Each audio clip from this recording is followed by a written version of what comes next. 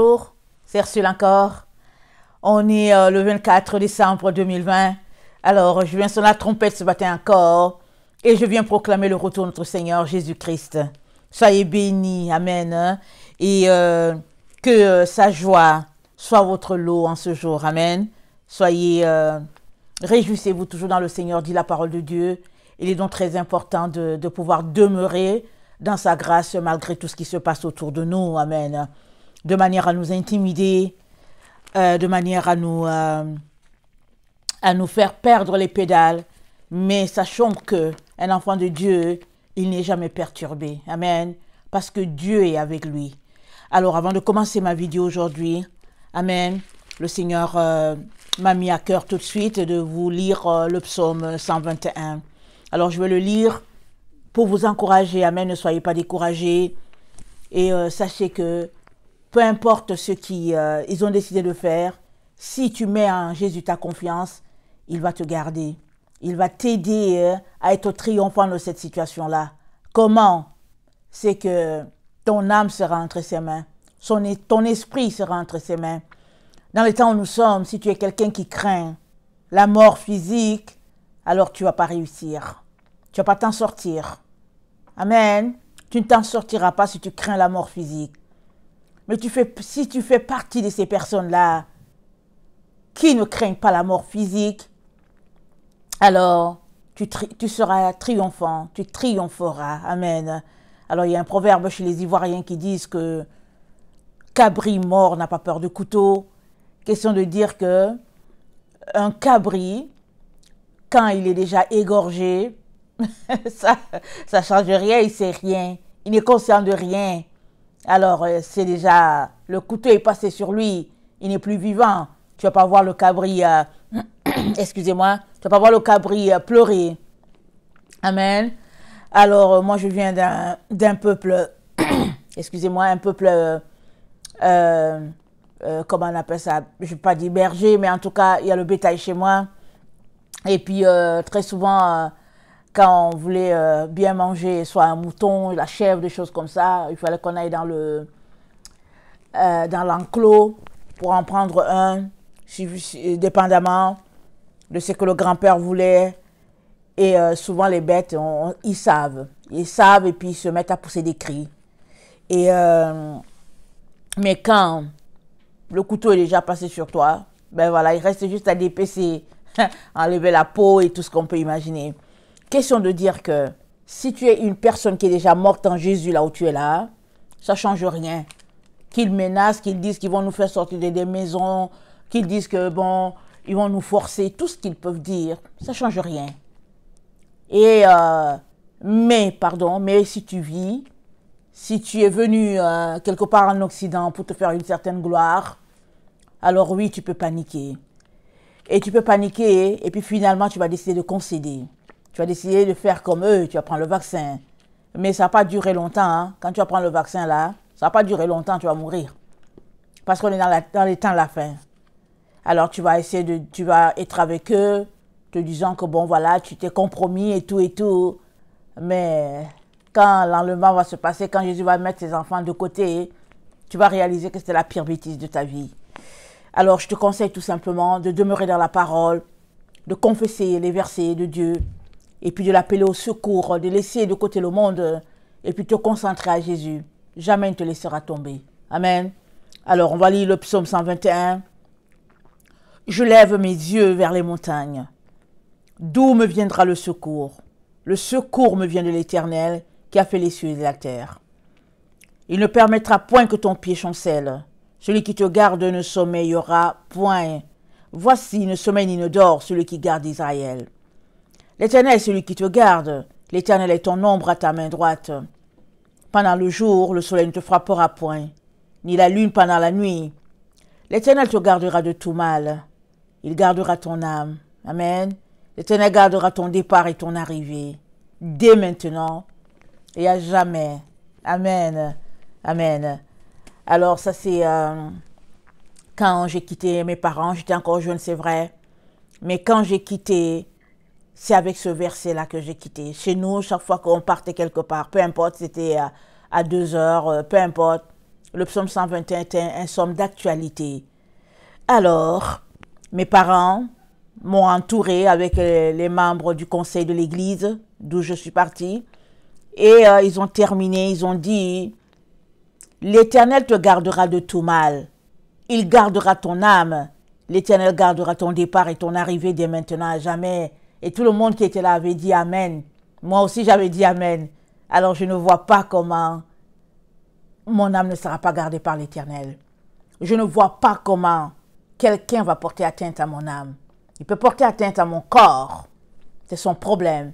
Mais jamais personne ne portera atteinte à mon âme parce que Dieu l'a dit et je me suis accordé à ce qu'il a dit. Alors si tu t'accordes à ce que Dieu a dit, il n'y a personne qui t'enlèvera ton âme, personne. La pire des choses qui puissent t'arriver, c'est le fait que tu t'associes avec ces menteurs-là.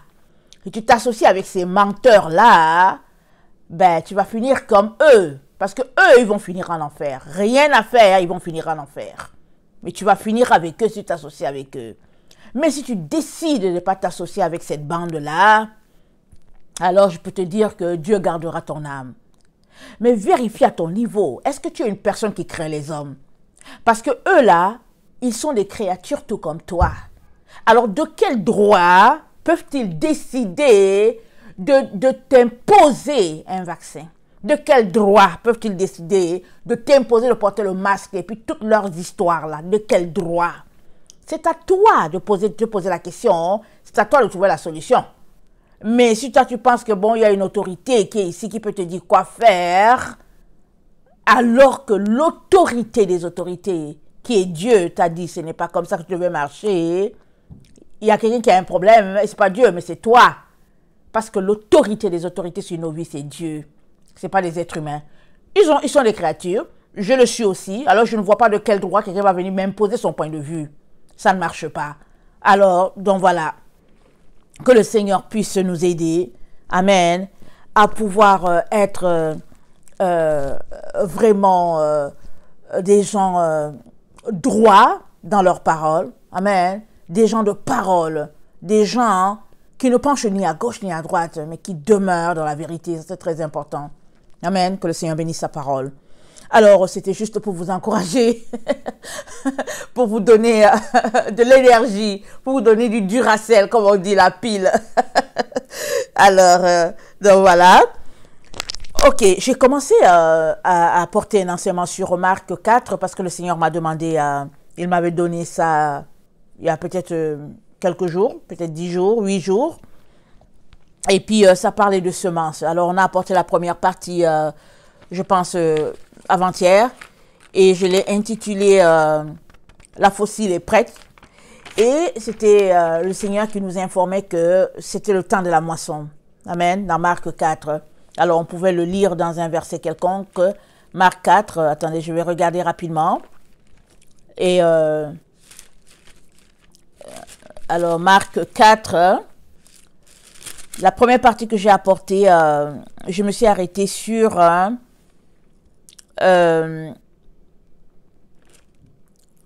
attendez.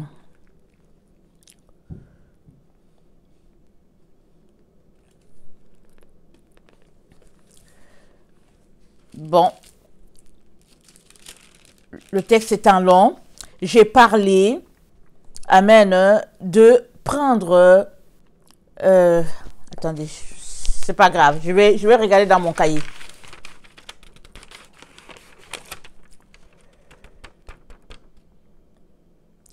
Alors, Marc 4, le 26 à 27, nous informe que une fois que la semence est sous terre, il y aura une récolte. Amen.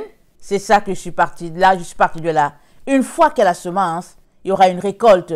Et c'est comme ça qu'on a passé en revue 4 Esdras, le prophète Esdras, comment Dieu lui a parlé. Et puis le Seigneur nous dit qu'on est dans le temps de la moisson. Amen. Alors il y a une graine de mal qui a été plantée dans le temps de Adam. Et puis on fait partie de cette récolte-là parce que le Seigneur nous le dit, ce monde changera. Amen. Il y aura des nouveaux cieux, il y aura une nouvelle terre. Alors, il y aura une récolte. Amen. Et après la récolte, il y aura le temps du millénium qui correspond à un sabbat de 1000 ans. Et après cela, amen, on sera, de toutes les manières, dès qu'on passe dans le millénium, alors c'est un temps de paix, un temps où le règne de Jésus sera sur cette terre-là, avec à la manière de Jésus. Amen. Alors aujourd'hui, je viens parler de prendre garde à la manière dont on entend. Amen. Et ça, c'est au verset 24. Je pense que dans Marc 4, le Seigneur m'a donné de noter, d'apporter de noter 4 différents éléments. Il peut en avoir plus. Amen. Mais moi, j'ai regroupé tout Marc 4 en 4 leçons. Alors aujourd'hui, on vient parler de la deuxième leçon, qui est de prendre garde à la manière dont on entend. Amen. Alors, j'aimerais ça qu'on lise, hein, et puis on va lire du verset 1 au verset 20. Et après cela, on va voir ce que le Seigneur a pour nous en ce jour. Amen. Alors, parabole du semeur, de la semence, du grain de senevé. Jésus se mit de nouveau à enseigner au bord de la mer. Une grande foule s'étant assemblée auprès de lui, il monta et s'assit dans une barque sur la mer. Toute la foule était à terre, sur le rivage. Il leur enseigna beaucoup de choses en parabole. Il leur dit dans son enseignement, « Écoutez, un semeur sortit pour semer. Comme il semait, une partie de la semence tomba le long du chemin. Les oiseaux vinrent et la mangèrent. Une autre partie tomba dans un endroit pierreux. Elle n'avait pas beaucoup de terre. Elle leva aussitôt parce qu'elle ne trouva pas un sol profond. Mais quand le soleil parut, elle fut brûlée et sécha, faute de racines. Une autre partie tomba parmi les épines. Les épines montèrent et l'étouffèrent, et elle ne donna point de fruits. Une autre partie tomba dans la bonne terre. Elle donna du fruit qui montait et croissait. Elle rapporta 30, 60 et 100 pour un. Puis il dit que celui qui a des oreilles pour entendre, entende. Lorsqu'il fut en particulier ceux qui l'entouraient avec les 12 l'interrogèrent sur les paraboles.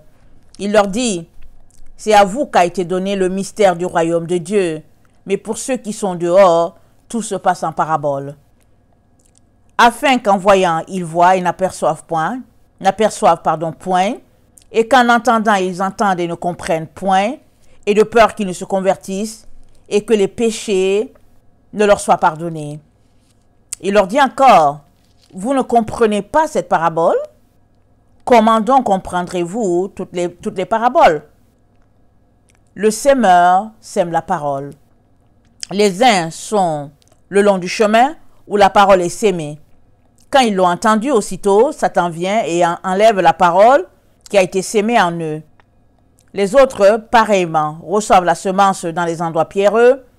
Quand ils entendent la parole, ils la reçoivent d'abord avec joie, mais ils n'ont pas de racines en eux. Ils manquent de persistance et dès que survient une tribulation, une persécution à cause de la parole, il s'y trouve une occasion de chute.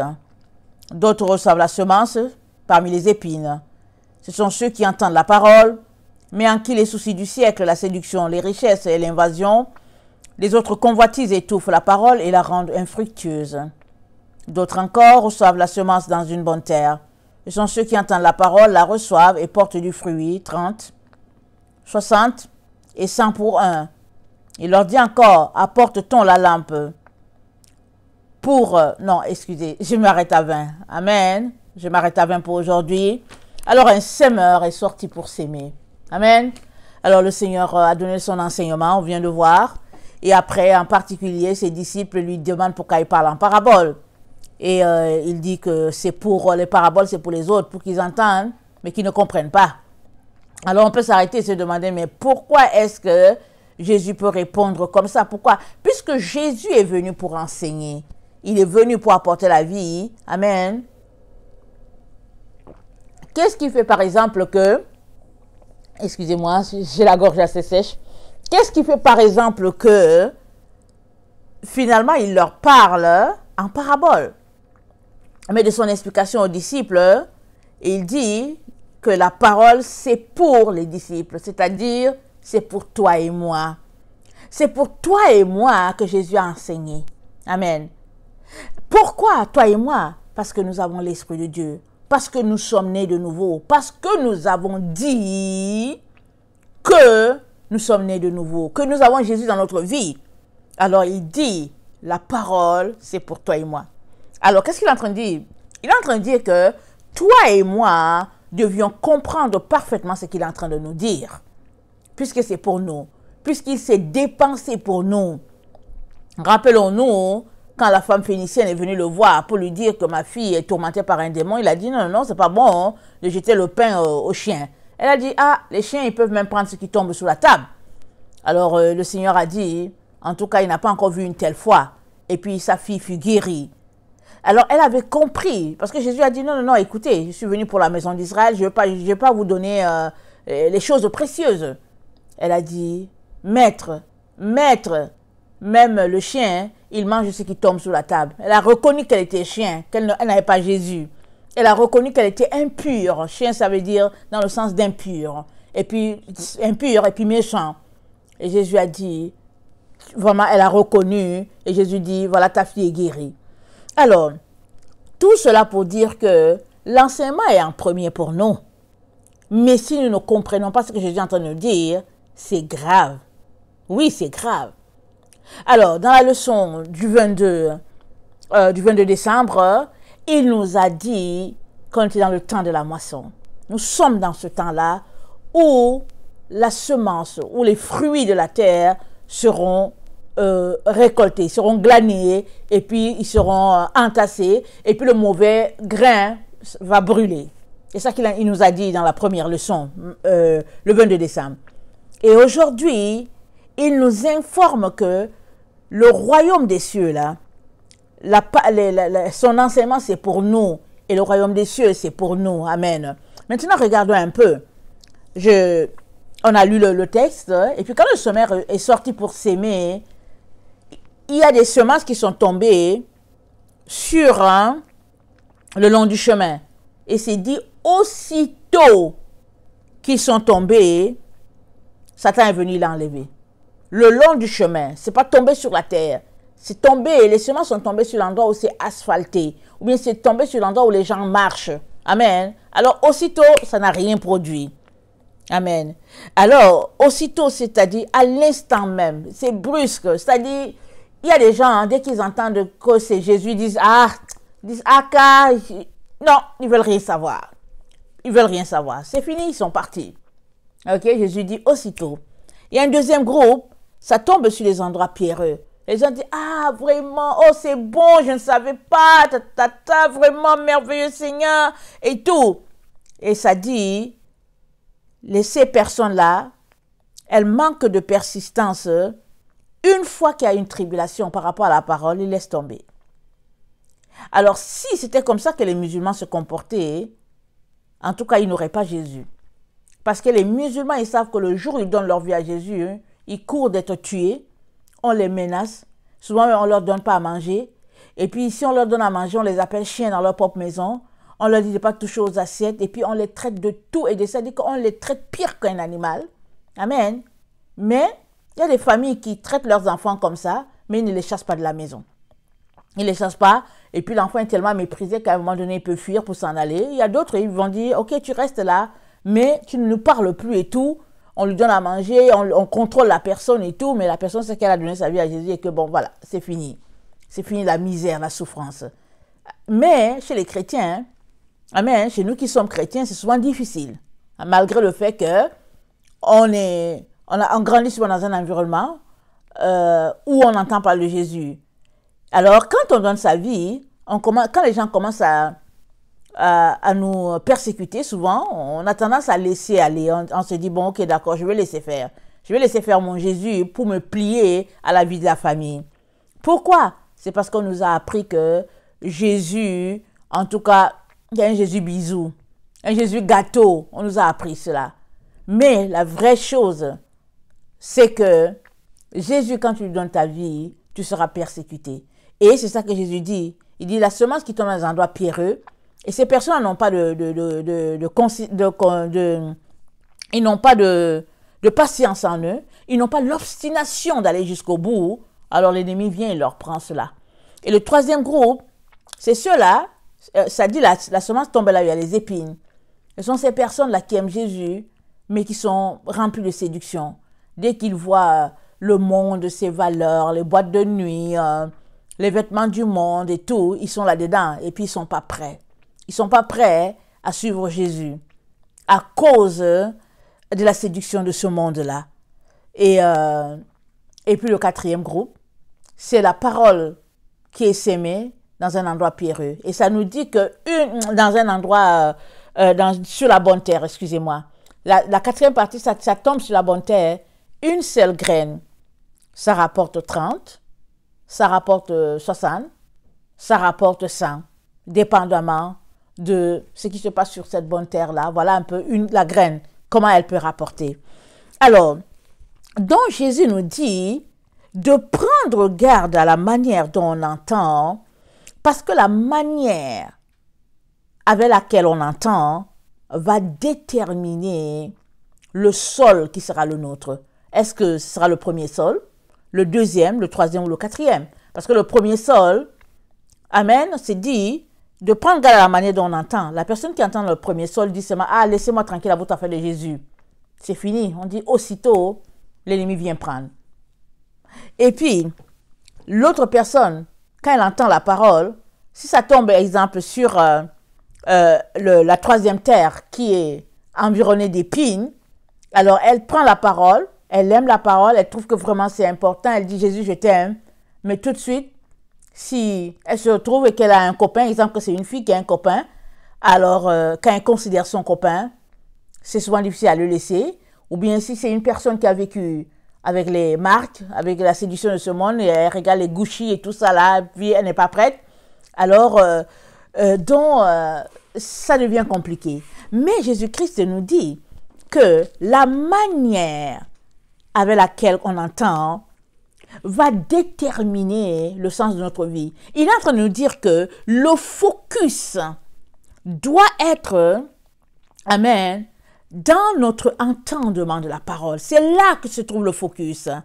Alors, donc, notre jugement, notre compréhension, notre manière de faire tout cela part de comment on a entendu la parole. Allons-y, regardez dans Matthieu 7, le verset 2. Matthieu 7. Le verset 2, ça dit ceci. Car on vous jugera du jugement que vous jugez et l'on vous mesurera avec la mesure dont vous mesurez. Et si on regardait ce que Jésus-Christ nous a dit dans Marc 4, ça nous dit, le verset 24, prenez garde à ce que vous entendez. On vous mesurera avec la mesure que vous serez servi et on y ajoutera pour vous. Jésus est en train de dire que la manière dont tu entends la parole de Dieu, là, elle va déterminer ta récompense. Si tu l'as entendue et qu'après avoir pesé cette parole-là, tu as trouvé que c'est quelque chose de léger, ta vie sera légère. Mais si tu as entendu la parole et que tu as trouvé que c'est quelque chose de tellement précieux que tu n'as pas marché selon, tu vas mettre tes mains sur la tête, tu vas commencer à pleurer pour dire Seigneur, pardonne-moi, pardonne-moi, et ta vie aussi va changer en fonction de ce que tu as entendu. Alors souvent, si tu entends la parole et que tu réalises la gravité de ton état de pécheur ou de pécheresse, tu décideras de changer immédiatement. Mais si tu l'as ensuite entendu et que tu penses que tu as tout le temps, tu vas t'amuser avec. Or, quand on a commencé l'étude sur Marc 4, le Seigneur nous a dit que nous sommes dans le temps de la moisson. Et pour cela, on avait le verset 26 qui dit « Le royaume de Dieu est comme un homme qui jette la semence en terre, qu'il dorme ou qu'il veille, peu importe, la semence germe, croît, et on ne sait pas comment, et puis ça grandit, ça devient un arbre. » Et après, quand ça devient un arbre, alors on récolte le fruit et puis la moisson est là. Et le Seigneur nous dit, nous sommes dans le temps de la moisson. C'est-à-dire que la terre, la semence de la terre, les fruits de la terre seront moissonnés. Les bons grains seront amassés, les mauvais vont brûler. C'est ça que le Seigneur nous a dit, premièrement. Deuxièmement, alors tu te retrouveras à être un bon fruit, ou bien tu te retrouveras à produire du bon fruit ou du mauvais en fonction de ce que tu auras entendu de cette parole-là. Alors là où tu es là, en train de m'écouter là, quel est le poids de la parole de Dieu pour toi? Est-ce que la parole de Dieu, ou bien est-ce que Dieu, c'est ton focus? Ton seul focus? Ou bien, est-ce que tu as autre chose à côté? Après cela, tu dis Jésus, bisous, je t'aime. Parce que si tu es de ceux-là qui disent Jésus, bisous, je t'aime, alors tu es tout simplement en train de t'amuser ou bien de prendre la parole à 20% et puis le 80% c'est pour le monde.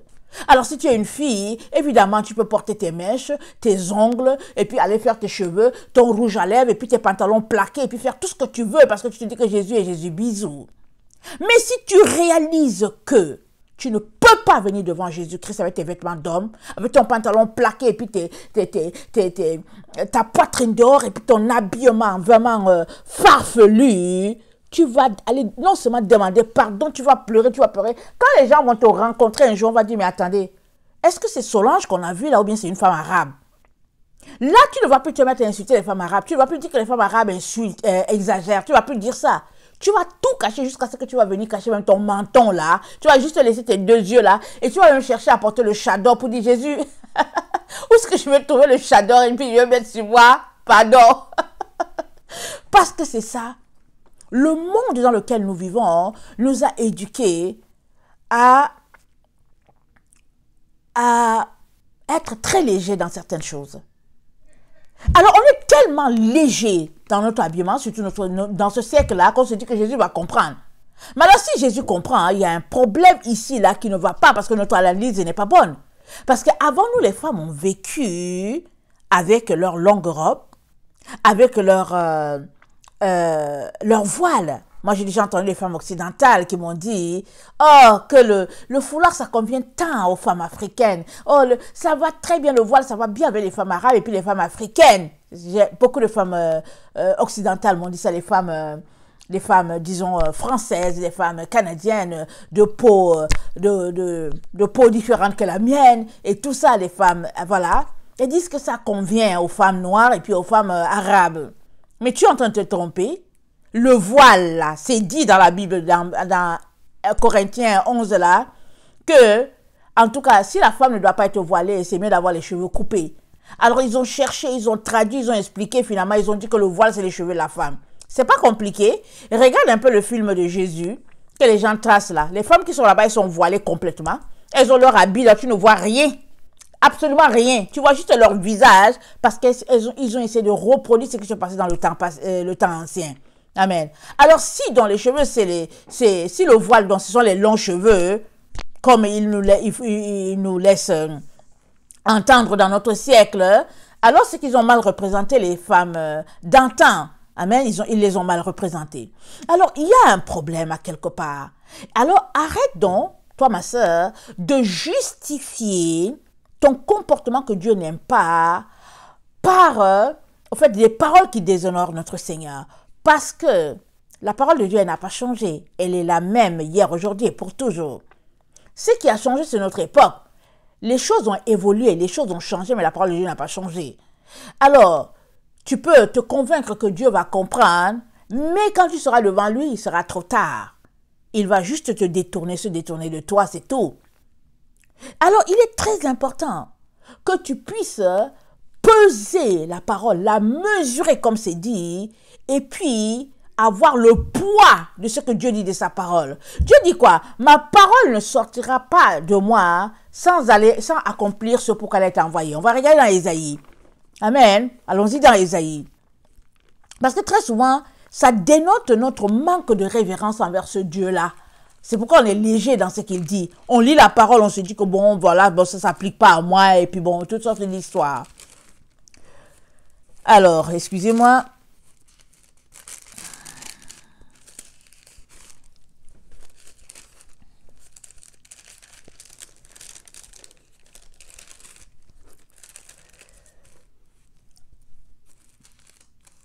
Attendez.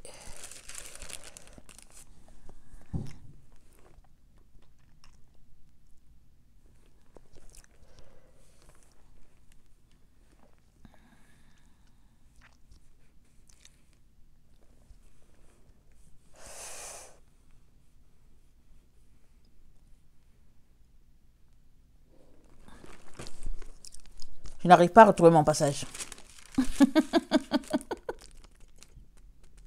Ok. Car mes pensées, Ésaïe 55, car mes pensées ne sont pas vos pensées et mes voix ne sont pas vos voix. Autant les cieux sont élevés au-dessus de la terre, autant mes pensées sont élevées au-dessus de vos pensées. Et autant mes voix sont élevées au-dessus de vos voix, pardon, et mes pensées au-dessus de vos pensées. Comme la pluie et la neige descendent des cieux et n'y retournent pas sans avoir arrosé, fécondé la terre et fait germer les plantes, sans avoir donné de la semence au semeur et du pain à celui qui mange, ainsi en est-il de ma parole, qui sort de ma bouche, elle ne retourne point à moi sans effet, sans avoir exécuté ma volonté et accompli mes desseins. Quand la parole de Dieu sort, elle sort pour accomplir ce pourquoi Dieu l'a envoyée. C'est pour dire que si la parole de Dieu est sortie sur notre attitude, sur notre comportement, nous les humains, alors, une fois que nous ne mettons pas cette parole en pratique, la parole va nous juger comme Jésus a dit. Jésus a dit, c'est pas moi qui vais vous juger, hein. C'est la parole que vous dites là, observez, elle vous jugera. Alors, à partir de ce moment-là, on doit comprendre que c'est très, très important de respecter ce Dieu-là, que de se mettre là toujours à trouver une solution. On dit que, ah non, mais au fait, c'est pas ça qu'il voulait dire. Dieu voulait plutôt dire ceci. Et puis bon, finalement, c'est pas ça qu'il voulait dire. Il voulait dire cela. On passe le temps à justifier notre attitude et à trouver raison à notre comportement farfelu. Mais si nous créons Dieu, nous allons réaliser que Dieu n'est pas un homme pour mentir, il n'est pas un fils d'homme pour se repentir, et nous devons lui donner toute la place qui lui revient dans ce qu'il nous dit de faire. Alors si tu te rends compte par exemple que tu es en train de lire la parole, et que cette parole-là te montre que tu n'es pas en train de marcher selon Dieu, au lieu de rester justifier ton attitude, va donc devant Dieu en pleurant pour dire Seigneur, viens à mon secours, je n'arrive pas à me séparer de cette affaire-là, c'est trop compliqué, j'aime trop la chose de la Seigneur, viens à mon secours, aide-moi. Je te dis une chose, si tu es sincère, il va t'aider. Si tu es sincère, il t'aidera. Mais si tu es juste là pour faire de la comédie, pour t'amuser, ben tu vas demeurer là dans ta comédie et il va te laisser là et puis la parole va te reprendre un jour quand tout sera passé et que tu seras devant lui. Alors, s'il vous plaît, ne nous amusons pas. Quand nous entendons Dieu parler, ne nous amusons pas. Ce n'est pas notre petit ami, c'est notre créateur. Alors, tout dépend de comment tu lui fais la place. Quelle est la place de ce Dieu-là dans ta vie? Est-ce qu'il a toute la place? Ou bien est-ce qu'il a juste une petite place? Alors, ton attitude vis-à-vis de la parole sera fonction. C'est pour cela que on a lu dans Marc que prenez garde à la manière dont vous entendez. Parce qu'on vous mesurera de la même mesure. Alors, attendez, on va relire encore. On vous mesurera de la même mesure, Marc 4. On vous mesurera avec la mesure dont vous serez servi et on y ajoutera pour vous.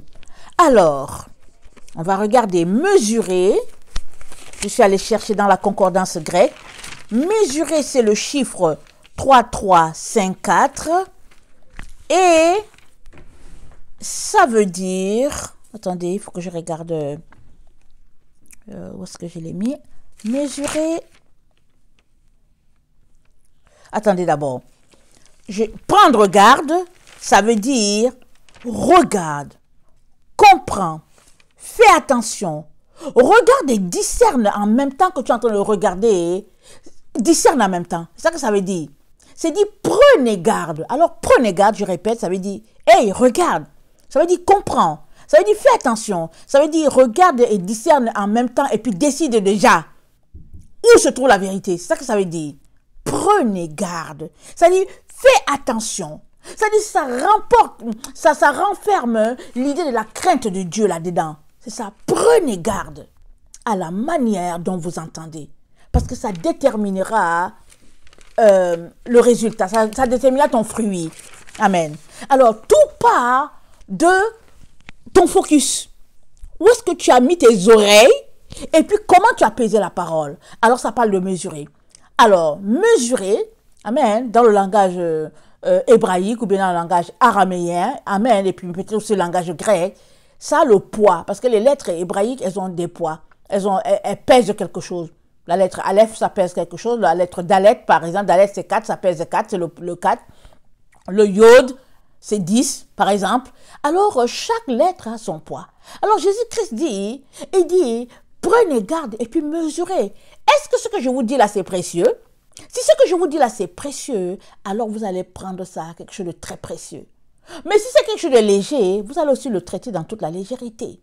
Mais comprenez qu'à la fin, il y aura une moisson. Alors, s'il y a une moisson, si à la fin, il y a un output, il y a un résultat, Jésus est en train de dire, réglez déjà le problème dès le départ. C'est dès le départ qu'on attribue, amen, une position à la chose, ou bien une place à la chose, qu'on donne le poids à la chose.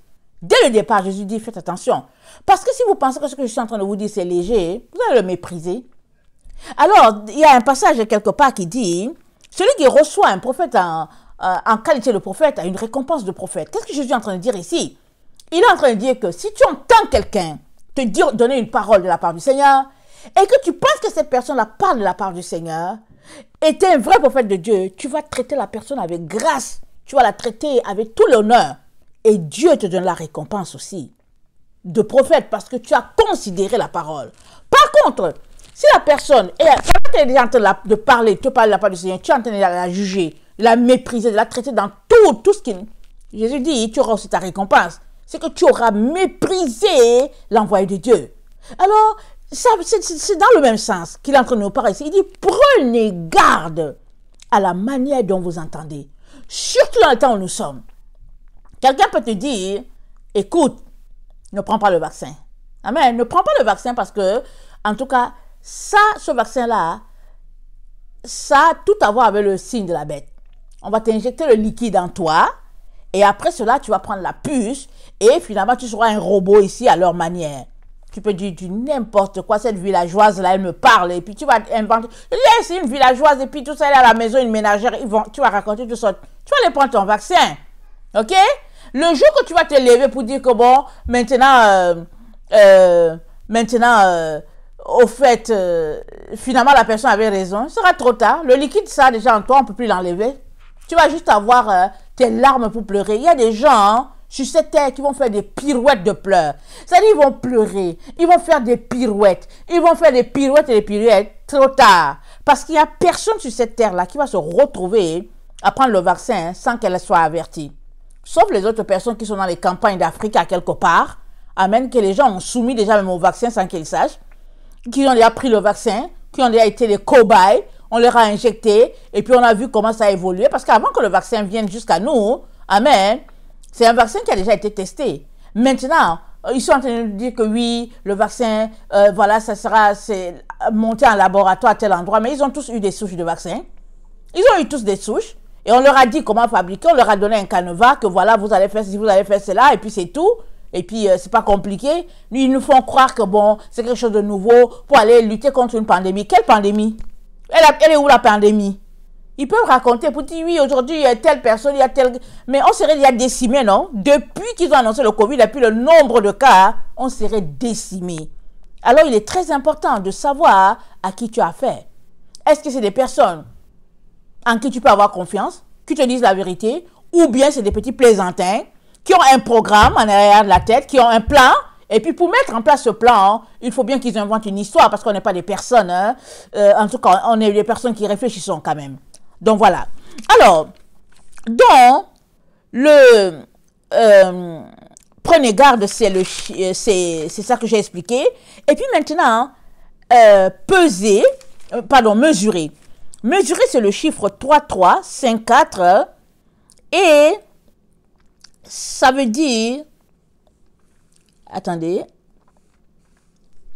où est-ce que je l'ai mis? Voilà, mesurer, quand je suis allée regarder dans la concordance dans la concordance grecque, quand ils m'ont donné le chiffre 3, 3, 5, 4, voilà ce qu'ils ont dit. Ils ont dit, ça équivaut à mesurer le lieu saint. Et ils ont donné Apocalypse 11, le verset 1 à 2. On connaît tous le passage, puisqu'on a étudié Apocalypse. Alors, c'est dit, et on me donna un roseau semblable à une verge en disant, lève-toi et mesure le temple de Dieu, l'autel et ceux qui y adorent. Mais le parvis extérieur du temple, laisse-le dehors et ne le mesure pas, car il a été donné aux nations. Elles fouleront au pied de la ville sainte pendant 42 mois. Alors, mesurer, amen, ici ça correspond à mesurer le temple. Alors, Ézéchiel 40, le verset 5, nous parle aussi. On va regarder. Ézéchiel 40. Le verset 5, ça nous dit, voici un mur extérieur entourait la maison de tous côtés. Dans la main de l'homme était une canne de 6 coudées pour mesurer, chaque coudée ayant une palme de plus que la coudée ordinaire. Amen. Et puis, il nous parle aussi de Zacharie. On connaît aussi le passage de Zacharie. On l'a longtemps lu ces derniers temps, dans notre étude d'Apocalypse. Amen. Alors, Zacharie 2, le verset 1 à 2, ça dit, « Je levai les yeux et je regardais, et voici, il y avait un homme tenant dans sa main un cordeau pour mesurer. Je dis, où vas-tu? Il me dit, je vais mesurer Jérusalem, pour voir de quelle largeur et de quelle longueur elle doit être. Donc Jérusalem, la cité de Dieu, doit être à une mesure donnée.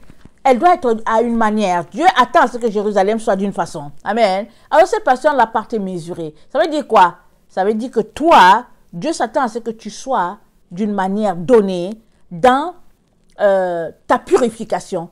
Parce qu'il t'a établi dans un domaine pour quelque chose de bien précis. Donc, par rapport à l'endroit où il t'a placé, il a des attentes vis-à-vis de toi.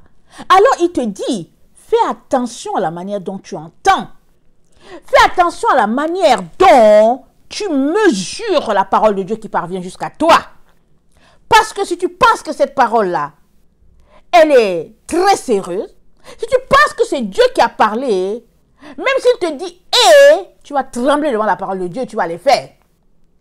Mais si tu penses aussi que la personne qui te parle, c'est juste un plaisantin, hein, tu vas juste piétiner la parole. Or, Dieu nous dit, l'homme allait mesurer Jérusalem pour savoir de quelle longueur et puis de quelle largeur, de quelle hauteur et de quelle largeur serait la ville. Ça, c'est très, très important de saisir pour toi et moi. Amen. Alors, quand tu lis la parole de Dieu, là, quand tu t'assois pour l'étudier, là, qu'est-ce que tu lis? Qu'est-ce que tu lis? Parce que c'est ta responsabilité de tirer tout le jus de la parole. C'est ta responsabilité. Alors, il y en a qui ont donné la responsabilité à des hommes. Ils ont dit que c'est leur pasteur. Alors, ils sont là. Au lieu d'aller creuser eux-mêmes, ils ne creusent pas. Je n'ai pas de problème à ce que tu es un pasteur. Ça, c'est ça. Je n'ai pas de problème. Mais, quand le pasteur t'enseigne là, est-ce que tu t'en vas aussi prendre ton livre pour aller chercher, tu pries pour dire, Seigneur, qu'est-ce que tu veux me dire? Ou bien, tu t'assois juste à ce que le pasteur t'a dit et puis tu continues ta vie. Surtout qu'aujourd'hui, ils sont juste légers. Surtout qu'ils sont juste là, vraiment, on ne sait pas des agents de qui ils sont. Est-ce qu'ils sont là pour Dieu ou bien est-ce qu'ils sont pour eux-mêmes ou bien est-ce qu'ils sont pour le diable? On ne sait pas où les placer. Alors, ça sera ta responsabilité si tu atterris en enfer. Tu ne viendras pas dire à Dieu que, ouais, mon pasteur a fait ceci. Parce que non seulement tu seras repris d'accuser le pasteur parce que c'est le serviteur de Dieu. Amen. Mais tu te retrouveras aussi là-bas en enfer avec lui. Lui aussi, il va régler son cas. Toi aussi, tu vas régler pour toi. Alors, ne t'arrête pas là pour dire que oui, il ne va pas bien de la parole. Mais toi-même, tu fais quoi? Tu fais quoi? C'est comme j'ai fait, il n'y a pas longtemps, j'ai fait une vidéo. Là, il y a des gens qui appellent. Oh non, mais tu sais, prie pour moi hein, parce que, voilà. D'accord, j'ai pas de problème à prier pour toi parce que tu es dans un combat spirituel. Pendant que tu es au front, je viens aussi prier avec toi, un peu comme quand Élie priait, les gens tenaient sa main pour qu'il y ait la victoire. Amen, il tenait sa main et il y avait deux personnes qui tenaient la main de Élie. Je pense que c'est Élie ou bien Moïse. En tout cas, il y a un prophète. Les deux personnes tenaient sa main et puis le combat battait son plein. Le combat battait son plein. Et puis quand la personne baissait la main, alors il y avait défaite. Je ne sais pas si c'était Élie ou bien Moïse. Je ne me rappelle plus, excusez-moi, mais c'est un prophète. Amen. Parce que je n'ai pas revu le passage. Amen. C'est un passage que je connais depuis mon enfance. Alors je n'ai pas revu. Mais quand il baissait la main, Israël était défait. Et les hommes sont venus l'aider à soutenir la main parce que vous voyez, quand cette main-là, elle est debout, c'est difficile. Hein? C'est difficile de garder la main debout longtemps comme ça. Et jusqu'au soir, Israël a eu la victoire. Alors, si tu m'appelles pour dire que oui, j'aimerais que tu pries pour moi, alors je vais prier avec toi, je m'associe avec toi pour prier avec toi pour le sujet. Mais si tu me dis prie pour moi et que toi-même tu es devant la télévision en train de zapper tes choses, je suis désolé. Mon travail, c'est pas de prier pour toi. Mon travail, c'est de prier pour les sujets que Dieu me donne. Amen. Et puis, je n'ai pas le point à prier pour toi. Mais pendant que tu me dis prie pour moi, tu fais quoi toi? Tu fais quoi? Tu t'en vas magasiner? Tu vas faire quoi? Alors, réfléchis. Parce que prends garde à la manière dont tu écoutes la parole de Dieu, ça qui est dit là, ici. Prends garde. Alors, dans le verset 25, dans Marc 4, le verset 25 nous dit quelque chose de très poignant ici. Marc 4, le verset 25.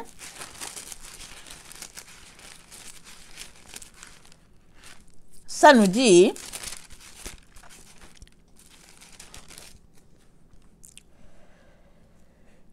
car on donnera à celui qui a, mais à celui qui n'a pas, on ôtera même ce qu'il a. On donnera à celui qui a. Alors, ce verset-là nous montre que c'est ta responsabilité. C'est-à-dire que la responsabilité repose sur toi d'avoir ou de ne pas avoir. Mais qu'est-ce que tu as ou qu'est-ce que tu n'as pas? Tu as la semence que Dieu a mise en toi ou bien tu ne l'as pas.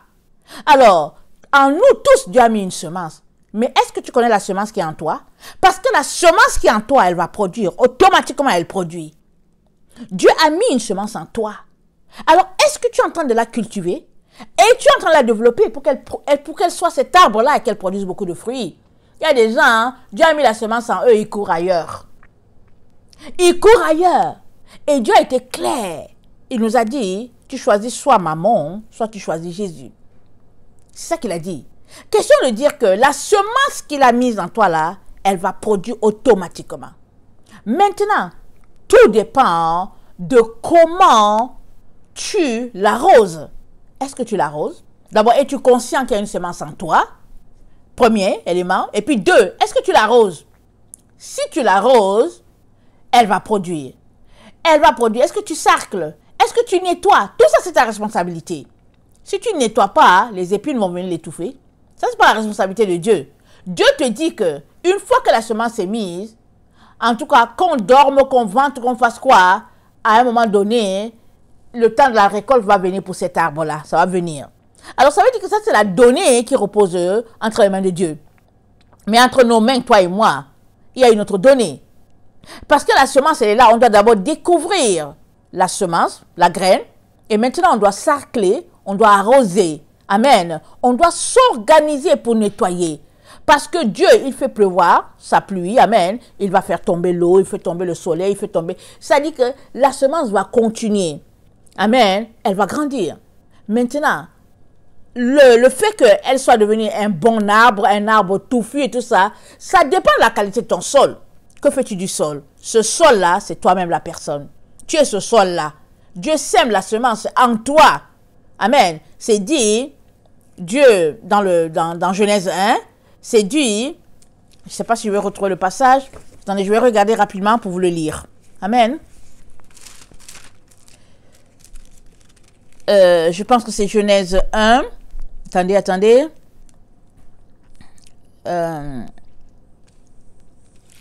que je vais le retrouver?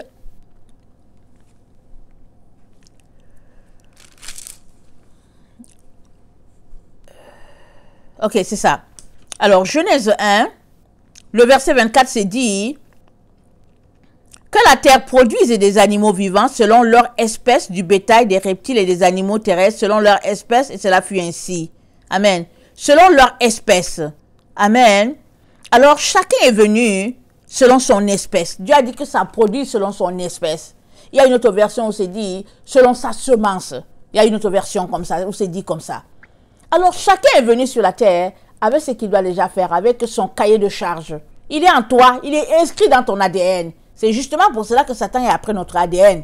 Il veut détruire cela, parce que tu vas finir par découvrir qui tu es. Et une fois que tu découvres qui tu es, il n'y a plus personne qui peut te faire quoi que ce soit.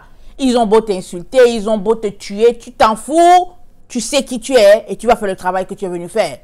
Alors, une personne dont l'ADN est détruit, c'est fini pour elle. Alors qu'une personne dont l'ADN est encore bien vivante en elle, elle court quand même la possibilité un jour ou l'autre de prendre conscience de qui elle est. Et à partir du moment où elle prend conscience de qui elle est, elle va marcher dans le sens de ce qu'elle est venue faire sur la terre. Jésus-Christ, dans l'évangile de Thomas, il a dit, la pauvreté, c'est ne pas se connaître. Pourquoi a-t-il dit cela? Parce que si tu te connais, il n'y a personne qui peut encore te museler. Il n'y a personne qui peut te détruire. Parce que tu te connais, tu vas vivre de manière à t'élever. Amen. Ils vont juste détruire le physique, la peau, la chair, comment on appelle ça là? La terre que tu es, parce qu'on est un peuple de terre, mais ils ne vont pas détruire ce que Dieu a mis en toi. Voilà pourquoi l'ennemi se concentre à nous envoyer ailleurs. Et on va faire de grandes études, on essaie de s'élever pour prouver qu'on est capable de faire quelque chose, on s'en va dans le domaine de chercher l'argent et tout, mais clairement Dieu nous a dit une chose qui est sûre et certaine. Il nous a dit, c'est maman ou Dieu. Question de dire que si tu veux chercher qui tu es, c'est pas dans le domaine de l'argent. C'est ça qu'il est en train de te dire. Il est en train de te dire que si tu veux le trouver là, c'est pas là où il y a l'argent. Il est en train de te dire que la semence qu'il a placée en toi là, ça n'a rien à voir avec l'argent. C'est ça qu'il est en train de te dire. Parce que si tu découvres ta semence, alors la pauvreté fuira loin de toi. Par contre, tu as beau être riche, être comme Bill Gates avec tout son argent, mais Dieu t'appellera pauvre parce que tu ne sais pas qui tu es. Amen. Alors, il est donc très important qu'on prenne garde à la manière dont nous entendons. Et puis, c'est dit, prenez garde à la façon dont vous entendez, parce qu'on vous mesurera avec la mesure dont vous serez servi. Mesure, le code c'est 3358, c'est dans la concordance grecque. Alors, mesurer, le verbe mesurer, c'est le chiffre 3354. Et puis, la mesure, c'est le chiffre 3358. Alors, c'est l'instrument avec lequel tu te sers pour mesurer. Si tu vois par exemple que cette personne-ci qui est devant toi, qui te parle, c'est une mesure possible pour toi, tu vas tout faire pour t'identifier à cette mesure-là. Tu vas te transformer pour être de cette mesure-là.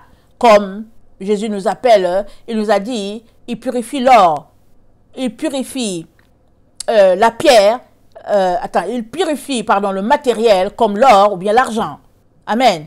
Alors, c'est une mesure. L'or, ça peut devenir une mesure. Et une personne peut être une mesure. Alors, ça nous dit que c'est à toi et à moi de mesurer la parole de Dieu, de lui donner une certaine valeur. Alors, si nous pensons que cette parole-là, elle est plus que l'or, on ne va jamais s'identifier à l'église de Laodicée. Parce que l'église de Laodicée, elle est juste versée sur l'or, elle est juste versée sur l'argent, sur les richesses de ce monde. Et Jésus-Christ dit à cette église, si elle continue comme ça, il la vomit parce qu'elle est tiède. C'est une église tiède. Mais par contre, si la parole que tu reçois, elle est plus que l'or, elle est plus que l'argent, elle est plus que tous les biens que tu as ici, Jésus-Christ te dit, ton arbre va grandir. Et il va produire des fruits. Et à la récolte, dans le temps où nous sommes, en tout cas, elle produira beaucoup de fruits.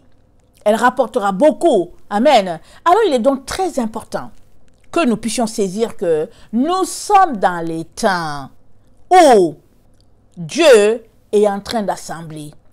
Il a d'abord divisé. Amen. Il est en train d'assembler le bon grain. Il est aussi en train d'assembler le mauvais. Il y a juste deux groupes. Le bon, ils vont se retrouver dans la présence de Dieu. Le mauvais grain sera brûlé. Assemblé, et le mauvais grain va brûler avec ce monde-là qui va brûler. Parce qu'il y aura des nouveaux cieux, il y aura une nouvelle terre. Maintenant, où se trouve ton focus? À quoi comptes-tu? Quand ça dit sur quoi comptes-tu? Est-ce que tu es de ceux-là qui s'asseyent là, qui se disent que demain ça sera bien, alors qu'ils sont assis avec le masque sur la bouche? Le monde a changé. J'espère que tu ne fais plus partie de ces personnes-là qui disent que oui, demain ça sera meilleur. Le monde a changé. Réveille-toi. Réveille-toi. Et décide déjà quelle direction tu vas donner à ta vie, là où tu es. Parce que si tu penses que tu vas te corrompre ou bien te souiller avec tout ce qu'ils sont en train de vouloir mettre sur le corps des gens, hein, ben tu vas finir comme eux, séparé de Dieu. Tu vas finir comme eux. Mais si tu penses que ce liquide-là, ce n'est pas pour toi, ils vont faire des pirouettes, ils vont t'envoyer à la police, ils vont te transporter pour t'envoyer où est-ce qu'ils veulent. Personne ne te touchera. Parce que ton âme sera pure devant Dieu. Et le Seigneur t'informe, il te dit, prends garde, qu'est-ce que tu entends? Est-ce que ce sont ces politiciens-là que tu entends? Ceux qui te disent que oui, Noël est annulé. Et puis demain, ils te disent que oui, les magasins sont fermés. Et puis après, demain, ils te disent que oui, porte quand même le masque, même si on te donne le vaccin. Et puis après, est-ce que c'est eux-là que tu entends? Ou bien tu entends Dieu? Parce que si c'est Dieu que tu entends, tu seras très paisible chez toi. Paisible. Tu vas aller chercher tes grains d'arachide. Et puis ton macaroni, et puis rester là, tranquille. Et puis bon, voilà. Et puis tu vas te dire, bon, voilà, Seigneur, il fut un temps où on pouvait encore manger de la chèvre. Et puis là, maintenant, ce n'est que du macaroni. Bon, Seigneur, aide-nous à supporter. Et puis, bon, voilà. Mais si tu es de ceux-là qui veulent t'élever par toi-même, alors tu diras, tu vas te convaincre que demain, ça sera mieux. Et alors, tu vas continuer ta vie. Et puis peut-être de beaucoup mieux même encore. Et le temps que tu te réveilles de ce qui se passe, il sera trop tard. L'épouse sera mise à l'abri. Amen. Elle sera mise à l'abri. Et l'épouse, malheureusement, ce n'est pas l'église de Jésus. Ce n'est pas tous ceux-là qui sont dans les églises. Non, ce n'est pas l'épouse. L'épouse, c'est juste le petit groupe de ceux-là qui ont décidé de marcher sur la doctrine de Christ, de ceux-là qui ont fait de Jésus-Christ leur Seigneur. C'est vrai que la plupart des chrétiens, quand ils entendent cette explication, ils se fâchent. Et puis, ils ne sont pas contents. Et puis, ils te traitent de tout. Ça, c'est pas grave. On n'a pas peur de cela. On n'a pas peur, nous autres là, on n'a pas peur des intimidations. On n'a pas peur des gens qui nous disent ferme ta bouche et puis tout. On n'a pas peur. On doit prêcher la vérité et rien que la vérité. On doit réveiller les gens, on doit élever la conscience de chaque enfant de Dieu et puis afin qu'ils réalisent que la terre sera remplie de la connaissance de Dieu, de notre Seigneur Jésus-Christ.